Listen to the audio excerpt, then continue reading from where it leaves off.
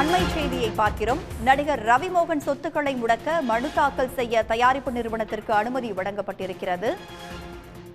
கூடுதல் விவரங்களோடு நமது செய்தியாளர் ரமேஷ்குமார் நம்மோடு இணைந்திருக்கிறார். ஐகோர்ட் உத்தரவு குறித்து சொல்லுங்க ரமேஷ்குமார்.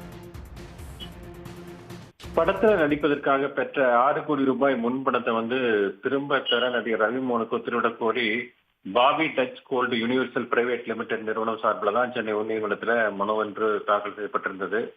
இந்த மனுவை விசாரித்துதான் சென்னை உயர்நீதிமன்றம் 5,90,00,000 ரூபாய்க்கான சொத்து உத்தரவாதத்தை ஆகஸ்ட் 20ஆம் தேதிக்குள் தாக்கல் செய்ய நடிகர் ரவிமோகனுக்கு ஒரு கெடுவை உத்தரவிட்டிருந்தது.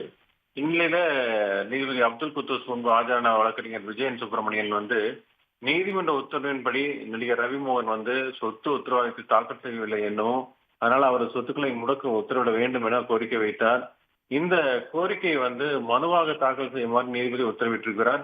மனுவாக தாக்கல் செய்த பின்பு விசாரிக்கப்படும் என நீதிபதி தெரிவித்திருக்கிறார்.